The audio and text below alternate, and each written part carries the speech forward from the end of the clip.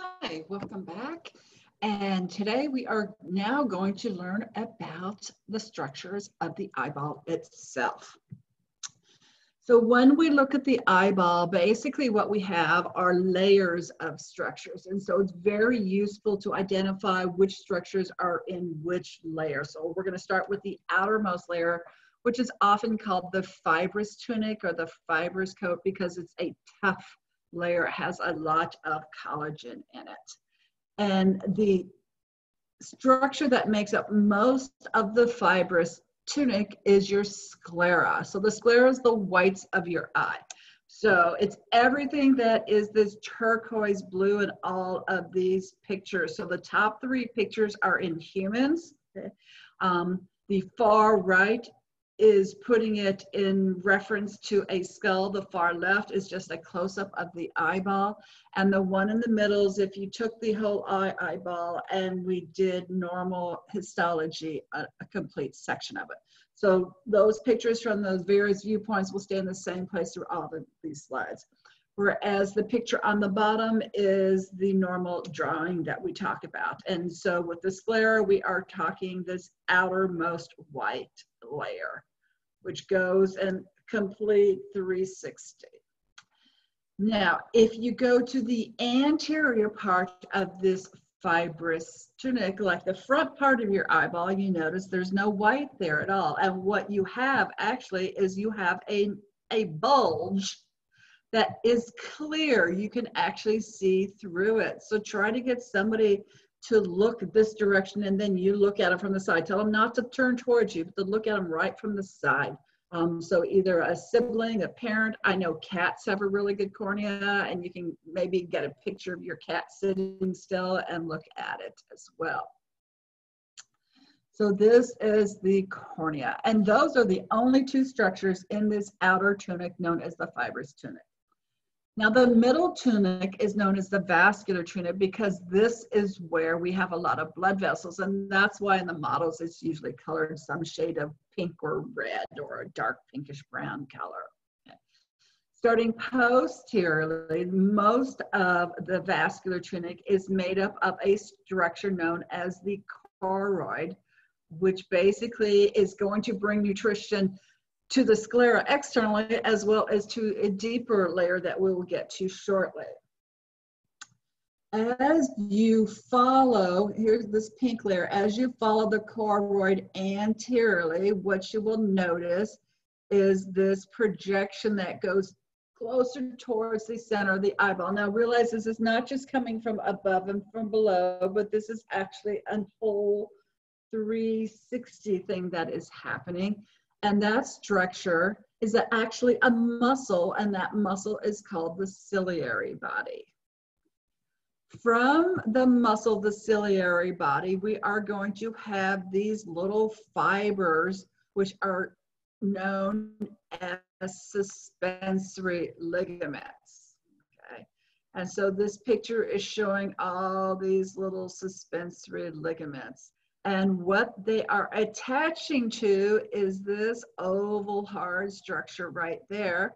Oh, here's some more pictures of suspensory ligaments, okay? And as you can see, they're overlapping this structure, which is what they are attached to, and that is the lens, okay? So the lens is this clear structure that light enters, and then it reflects the light to focus it on the back of your eye, so you actually can see. And in some pictures, it will look very oval like this and have a very big diameter, whereas in other pictures, it looks almost round and has a much smaller diameter because that's what the lens does. It goes back and forth in this process known as accommodation so that we can have both near vision and far vision. So that is the lens. So we have the choroid, which continued anteriorly to the ciliary body, which was attached to suspensory ligaments, and the other end of the suspensory ligaments were attached to the lens. However, we're not quite done with this layer. So let's go back out to where that choroid was, and instead of coming in at the ciliary body, we are going to continue anteriorly, and we will notice that there is another area that curves in, and this is also muscular.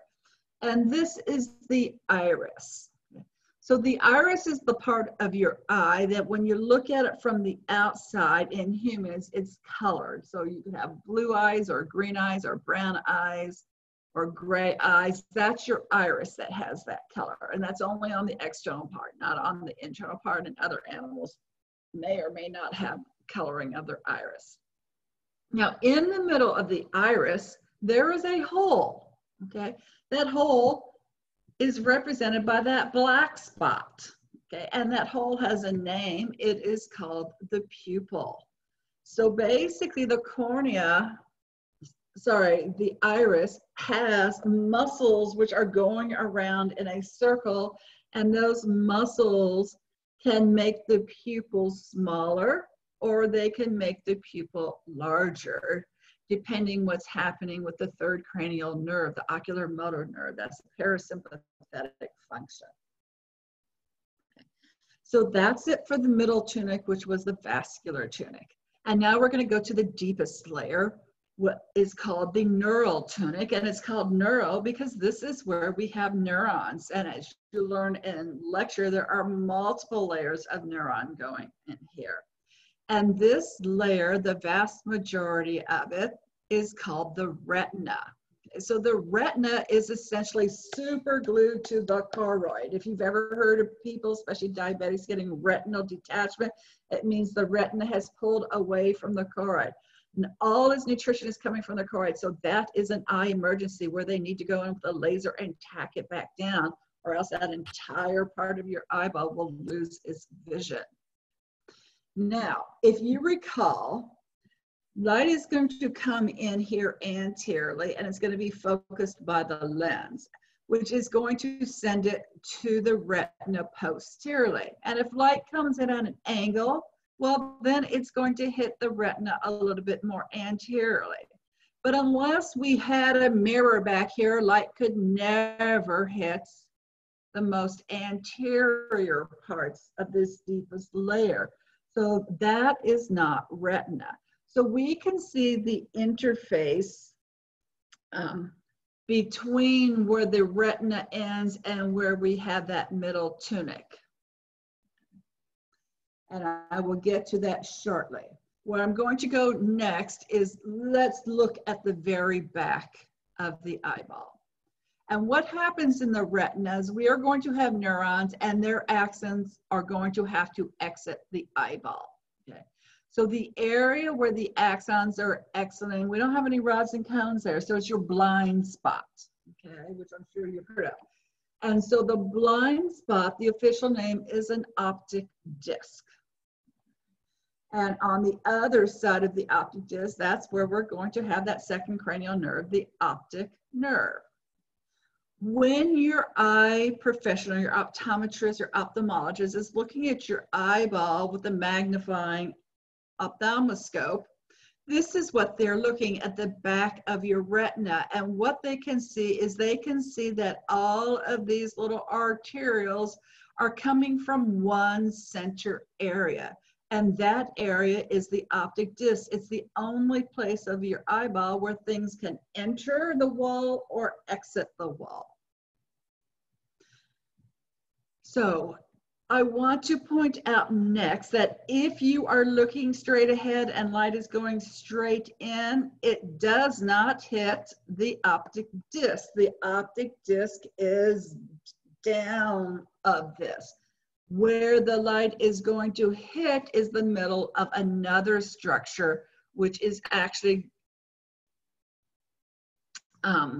not the optic disc. And that structure is called the macula luteal. Okay. And in that same photomicrograph, it just looks as a darker, hazier area laterally. So go back and look for that on that previous slide. On your models, you can clearly find the optic disc because that's where the blood vessels are emanating from. And then on the side of it, you can see the macula lutea. Now, this is the part of the eyeball that gets affected by something called macular degeneration. So if you've heard of that, this is where it's affecting. In the middle of the macula lutea, there is a little pit-like depression, like you took your finger and you just went boop, and pushed it in a little bit.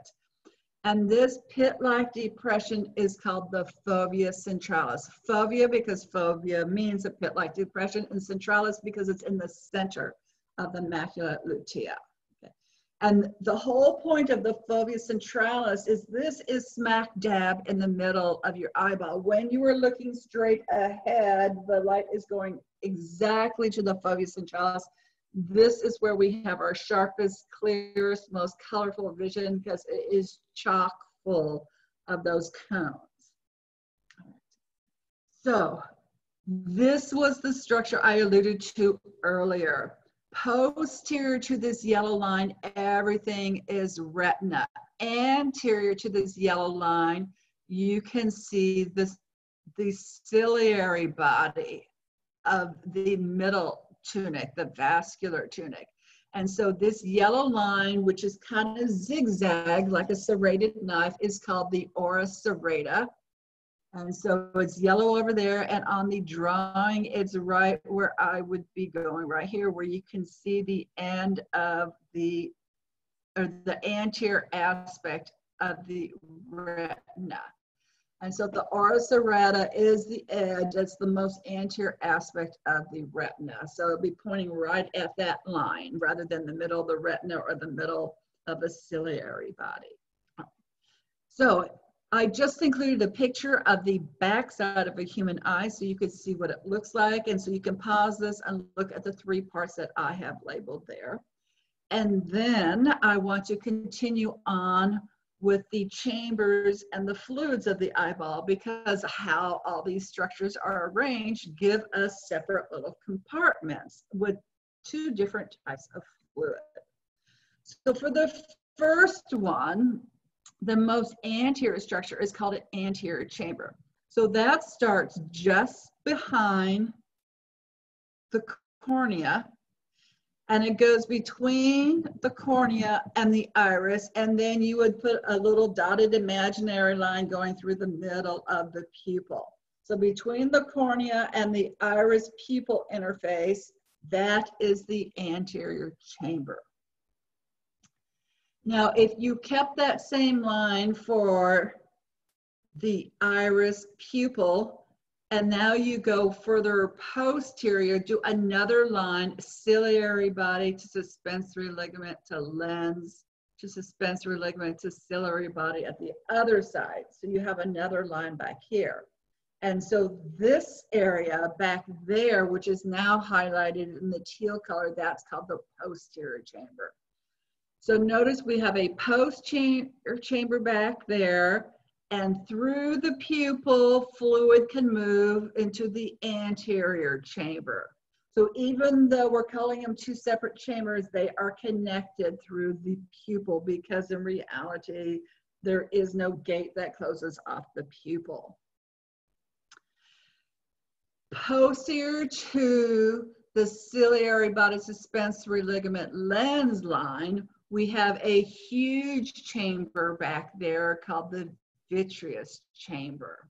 Okay, so 3 different chambers: anterior chamber, posterior chamber, but then even more posterior to that is the vitreous chamber.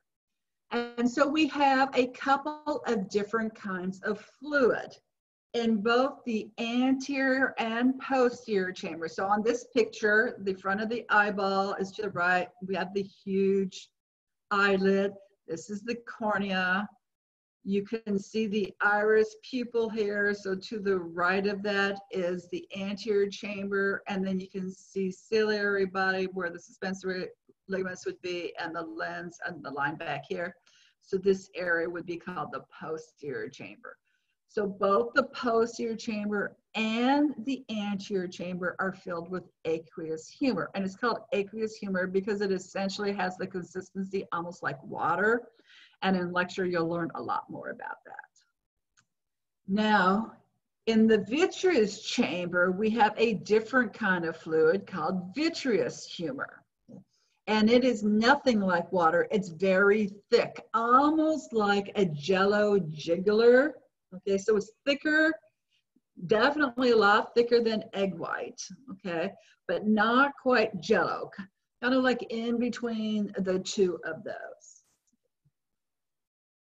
And with that, we are done with the human. I want to point out that you do have pictures of cow eyes, and I have put some labeled thing here with some comments for you to look at. So go ahead and look at that. And then I think I have posted unlabeled pictures for you to practice labeling to make sure you understand. And if you have any questions, feel free to contact me. And with that, we are done with the eye, and I will see you again soon when we continue with structures of the ear. Thank you.